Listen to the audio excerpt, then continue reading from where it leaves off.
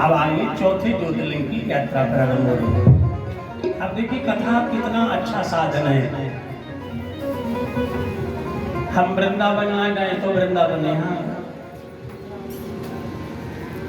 मैं जहाँ भी रहूं बरसाना मिले, तेरे रंग में रंगा हर जमाना मिले, मैं जहाँ भी रहूं बरसाना। कहीं गाने की आवश्यकता नहीं है। अभी मैंने जो वर्णन किया 3 ज्योतिर्लिंगों का, तो आपकी वो यात्रा हो गई, कथा सुनी, यात्रा हो गई। अच्छा, सत्यनारायण भगवान की कथा किसने किसने सुनी बताओ, हाथ उठा ले। सुनी तो सबने, लेकिन हाथ नहीं उठा रहे, सोच रहे पता नहीं महाराज क्या पूछ बैठे, डर लगता है ना। सत्यनारायण की कथा में इसलिए पूछा हूँ, उसी में लिखा है कि जो इस कथा को पढ़ते हैं, सुनते हैं, व्रत करते हैं, तीनों को बराबर फल।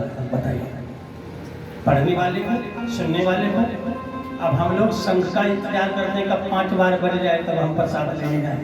हाँ, जिसने व्रत किया है ना सुबह से, उसी पूजा के समय पहुंच जाओ, पूरी पूजा में भाग ले लो, जो फल उसे मिलेगा उतना ही मिलेगा, कम नहीं मिलेगा, याद रखना।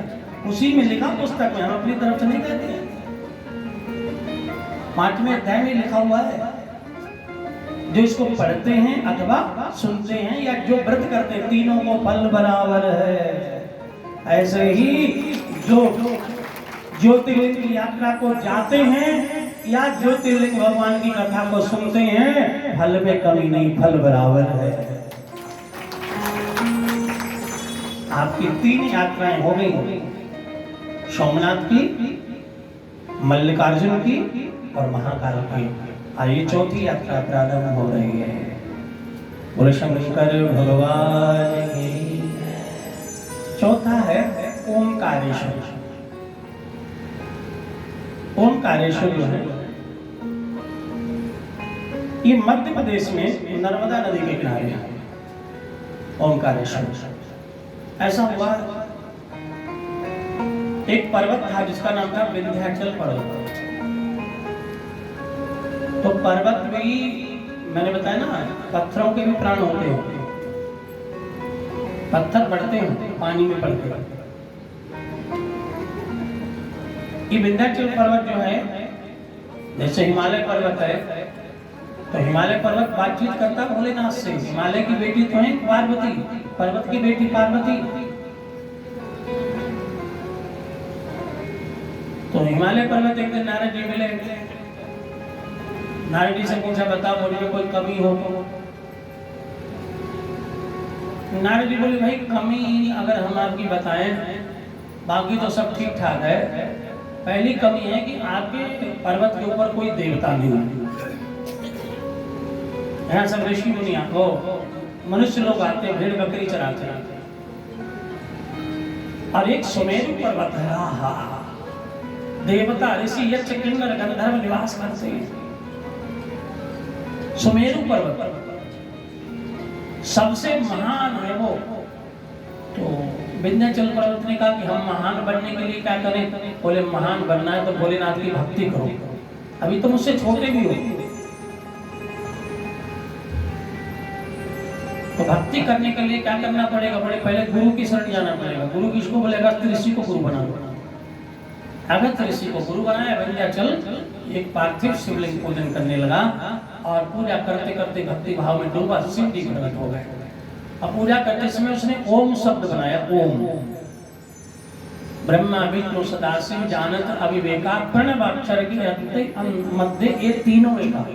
ओम बनाया उसने, ओम बनाया और एक जगह पर शिवलिंग बनाया। दोनों की, ओम की भी करता है और शिव जी की भी करता है। जब वो पूजा करने लगा,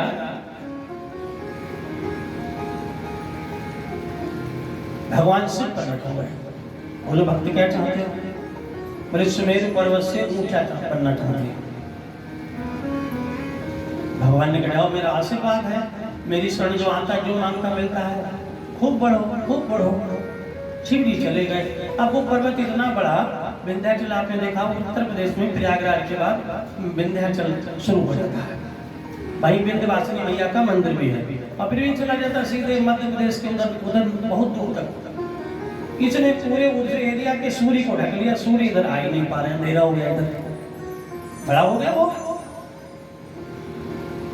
त्राईमान हो गया। सब संतों की शरण में गए, नारद बाबा को याद किया क्या हो गया। नारद बाबा बोले अब उपाय तो हमने ही बताया था, लेकिन इसने तो सबसे बड़ा होने का वरदान मांग लिया। अरे बड़ा वो थोड़ी है तो दूसरों को परेशान करे, अरे बड़ा तो वो है जो सबका हित करे, सबसे प्रेम करे। तो बोले अब क्या इसका उपाय क्या है? बोले ऐसा है, इसके गुरु को ढूंढो। अगर तुम नहीं जाएंगे और कह देंगे मान लेगा गुरु की बात। अगर तुम नहीं गए तो चलने देगा, गुरु जी आ गए तो मत का टेकना है गुरु के चरणों। जैसे मत का टेका यानी वो लेट गया, जैसे लेट गया तैसे ही गुरुदेव ने कहा बेटा अब मेरा आशीर्वाद है, जब तक हम लौट के ना आए तब तक ऐसे ही लेटे रहो। अगर तुम नहीं गए फिर भी लौट के नहीं आए, जाके दंडक बने बस कैसे। अभी गुरुदेव को याद कर रहा था तो गुरुदेव ने कहा बेटा हम लौट के तो नहीं आएंगे, लेकिन तुम्हें आशीर्वाद दे रहे हैं, अगर तुम ऐसे ही लेटे रहोगे तो तुम्हारे इस विंध्याचल पर्वत पर आदि शक्ति भवानी का मंदिर बनेगा और राम लक्ष्मण सीता जी तुम्हारे पर्वत पर जहाँ तहाँ निवास करेंगे। ये गुरु की कृपा है, तुम्हारा जीवन धन्य हो जाएगा। तो विंध्याचल पर्वत ने कहा कि मैंने जिस शिवलिंग की पूजा की है उस शिवलिंग का दर्शन भी मुझे नहीं हो रहा है। बोले नाथ प्रकट हो जाओ। शिव जी प्रकट हुए, बोले प्रभु उस शिवलिंग का क्या होगा? बोले वो भी अब अखंड रहेगा। जो दुनिया में बड़ा होना चाहता है, धन में वृद्धि करना चाहता है, घर परिवार में बड़ा होना चाहता है, इस शिवलिंग को मैं वरदान देता हूँ। तुमने ओम बनाया है इसलिए जी होगा ओमकारेश्वर, और इसके साथ वाला जो तुमने बनाया वो होगा परमेश्वर। यानी दोनों शिवलिंग बराबर हैं। जैसे आप बता रहे थे यहाँ पे कोई शिव मंदिर है जहाँ शिवरात्रि को दो शिवलिंग आपस में मिल जाएंगे, ऐसे ही ओमकारेश्वर और परमेश्वर नाम हो गया। ये चौथे नंबर का शिवलिंग हुआ। हाँ तो आप तो ध्यान से सुन रहे हैं। चौथे नंबर का हो गया। पांचवें नंबर का केदारेश्वर, हिमालय पर्वत पर भगवान ने एक अवतार लिया था, नर और नारायण।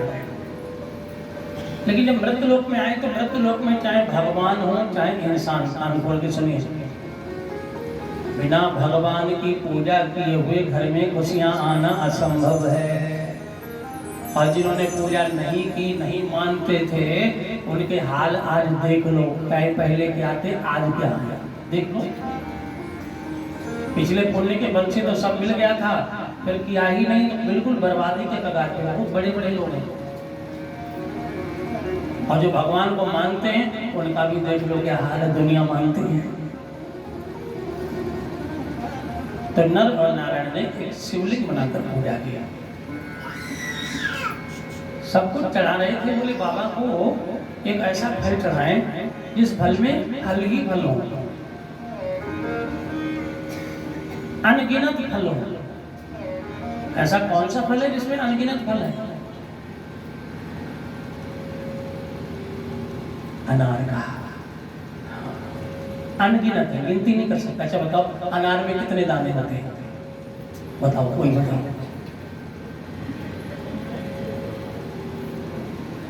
वो एक एक दाना अलग अलग होने के फल के रूप में माना गया।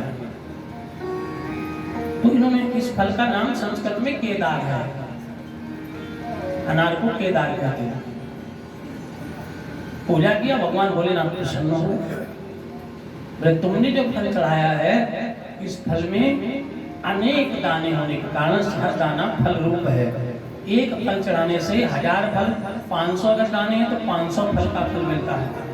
और अनार आज तुमने मुझे अर्पण किया है, कालांतर में ये फल मेरी शक्ति यानी दुर्गा को बहुत प्रिय होगा। इसलिए गणेश जी को दूर्वा, शालिग्राम को तुलसी, शिव जी को बेलपत्र और दुर्गा मैया को अगर आप अनार का फल चढ़ा देंगे तो अनंत गुना फल प्राप्त होगा। फल भी अलग अलग है। विष्णु भगवान को केला, चलत प्रसाद सवायो कदली फल मेवा, धूप दीप तुलसी से राजी सत्य देवा, ओम जय लक्ष्मी रमणा।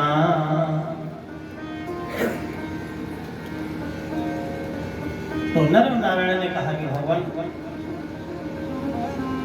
बहुत पास में, मात्र 7-8 किलोमीटर की दूरी होगी बद्रीनाथ से केदारनाथ की, लेकिन घूम के जाना है तो बहुत दूर पड़ जाता है।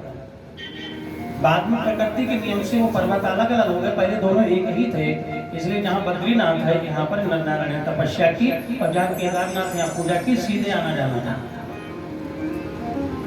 और अब की बद्रीनाथ में 12 जून से इस दास को भी समय मिला है कथा सुनाने का। भागवत जी की कथा बद्रीनाथ में 12 जून से हो रही है।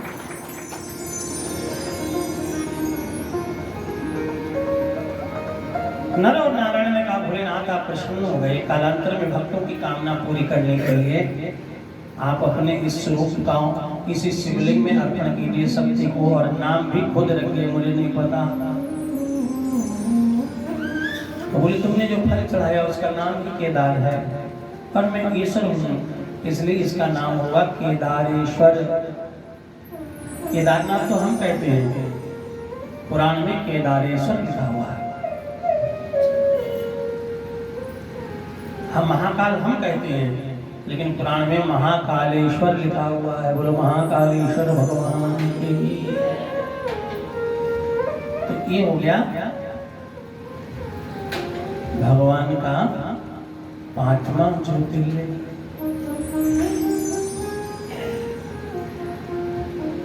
अब इस तरह से अगला जो ज्योतिर्लिंग है उस ज्योतिर्लिंग का नाम है विश्वेश्वर, काशी विश्वनाथ।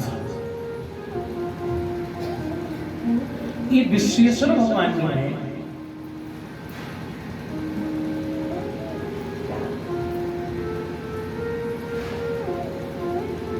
इनको बाबा विश्वनाथ भी कहते हैं। काशी में और अविमुक्त क्षेत्र है। सानंद मानंद बने बसंतम, आनंद कंदम हृद पाप वृंदम, वाराणसी नाथम नाथ नाथम, श्री विश्वनाथम शरणम प्रपद्ये। बोलो विश्वनाथ भगवान की जय। ये काशी विश्वनाथ शिवलिंग की स्थापना किसने की? स्वयं मैया गौरा ने की। जब माता गौरा ने एक महल बनवाया था, आपको भजन सुनाया था, उसको रावण ले गया। तो माता गौरा ने उदास हो गई।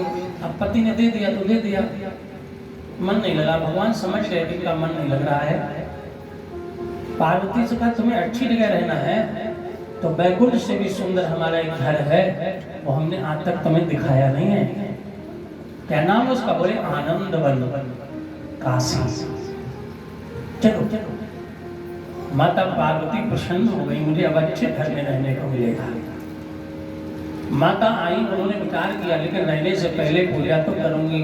अब मैं आपकी पूजा खुद करूंगी। पंडित जी को बुलाने, बोले ना पंडित जी का अब नाम मत लो। एक पंडित जी को बुलाया था, वो ले गए। आपकी कोई आएगा तो काशी ही ले जाएगा।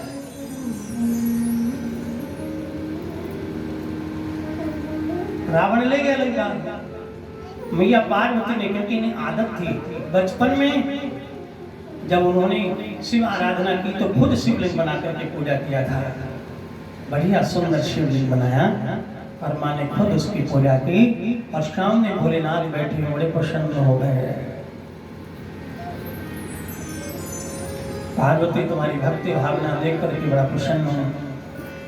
यद्यपि मेरे जितने भी स्थान होंगे उन सब में कोई भी कमी निकाले वो नहीं निकाल सकता, सब समान होंगे। लेकिन मेरी नजर में ये काशी जो है ये सबसे न्यारा मेरा ज्योतिर्लिंग होगा, क्योंकि यहाँ चींटी से लेकर हाथी तक मृत्यु, अगर किसी की मृत्यु भी हो जाएगी और यदि मृत्यु होने के बाद उसका शव तक यहाँ आ जाएगा तो उसे बिना पूजा के ही मुक्ति मिल जाएगी, अभिमुक्त चित्त हो जाएगा बिना पूजा के।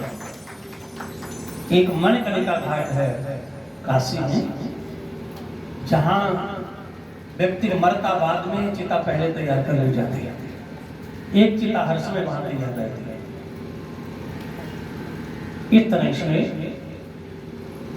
मां पार्वती ने कहा इसका नाम आपने मुझको एक बार कहा था क्या, विश्वनाथ ममनाथ पुरारी, त्रिभुवन महिमा विदित तुम्हारी।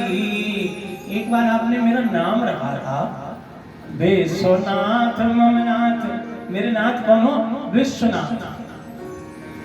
तो जो तुमने नाम रख दिया ना, वही जुड़ दो ही होंगे विश्वेश्वर भगवान, पूरे विश्व के ईश्वर विश्वेश्वर। बोलो बाबा विश्वनाथ भगवान की।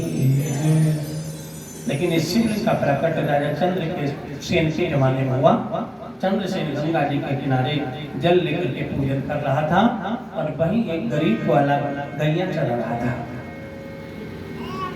गरीब वाला गैया चला रहा था।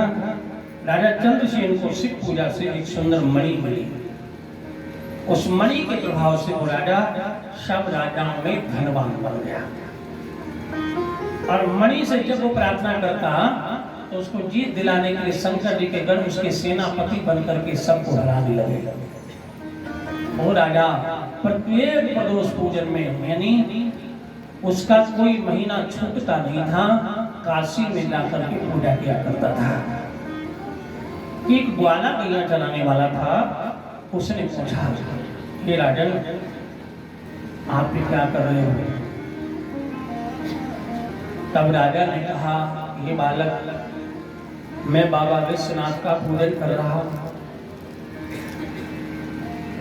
आज इन्हीं की कृपा से मेरे जीवन में धन धान्य है। अगर ये नहीं होते तो मेरे जीवन में खुशियां नहीं होती। आज मैं गरीब से अमीर बना तो ये मेरे भोले की कृपा है। मालूम है बाबा कौन है, बोले भोला भंडारी।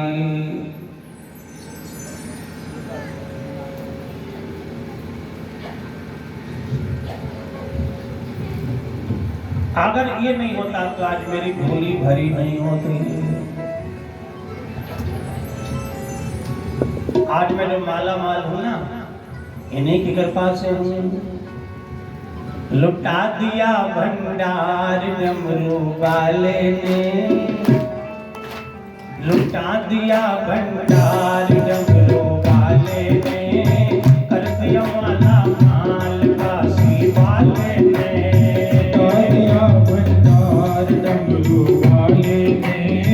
कर दिया माला माल काशी वाले ने।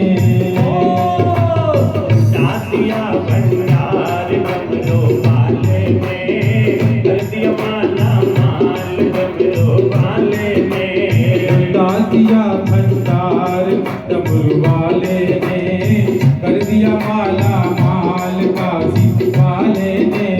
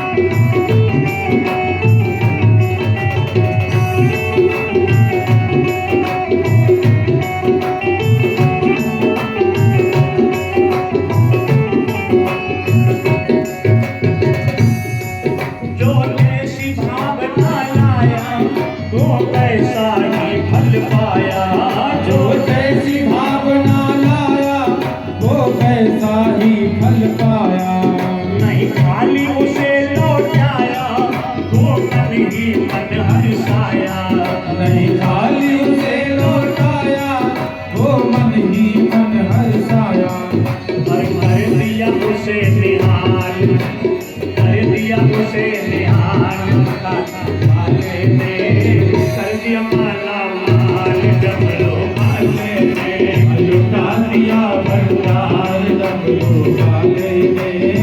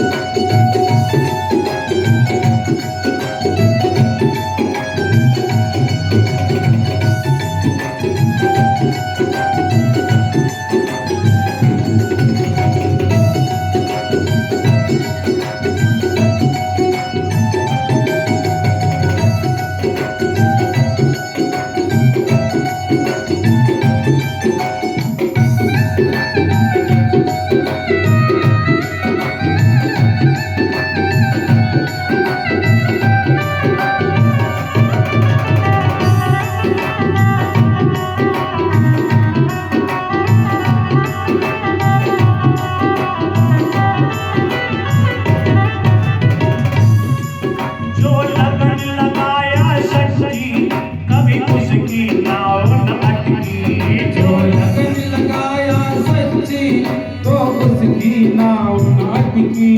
बेड़े को पार लगाया ना देर करी है कल की। बेड़े को पार लगाया ना देर करी है कल की। मिटा दिया जंजाल काशी वाले ने, कर दिया माला माल डमरू वाले ने।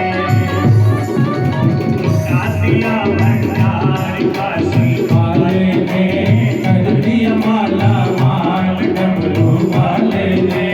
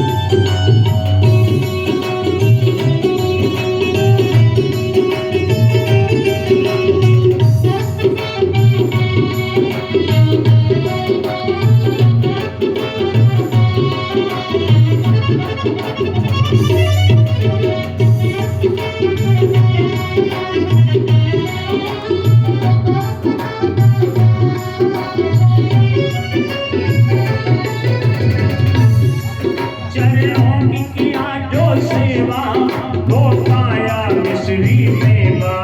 चरणों की किया जो सेवा वो पाया मिश्री मेवा। चरणों की किया जो सेवा, वो पाया मिश्री मेवा। चरणों की किए जो सेवा वो पाया मिश्री मेवा। जिसने भी मांगा बेटा, वो चांद का टुकड़ा पाया। जिसने भी मांगा बेटा वो चांद से टुकड़ा पाया। कर दिया फिर खुशहाल, कर दिया फिर खुशहाल काशी वाले ने, कर दिया माला माल डमरू वाले ने। कर दिया माला माल डमरू वाले ने। लुटा दिया भंडार काशी वाले ने। हो जय हो जय हो जय हो।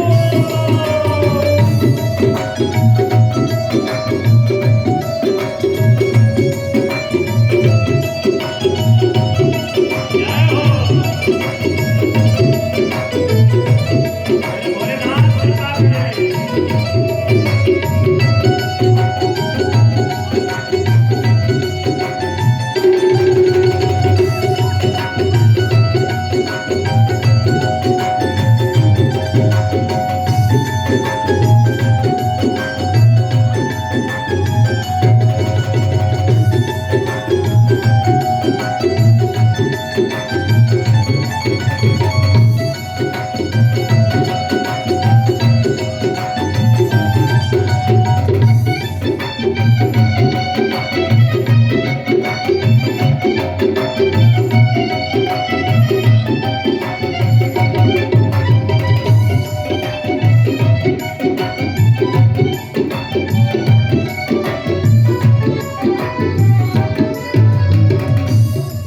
जिसने संसार सजाया, भोले का दर्शन पाया।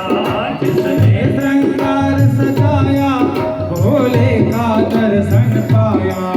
वो मन ही मन हर्षाया, नैनों में रूप समाया। वो मन ही मन हर्षाया नैनों में रूप समाया। और दिया है, जय हो। दिया है जन्म सुधार काशी वाले ने, कर दिया माला माल काशी वाले ने। लुटा दिया भंडार काशी वाले ने। कर दिया माला माल डमरू वाले ने। लुटा दिया भंडार काशी वाले ने। कर दिया माला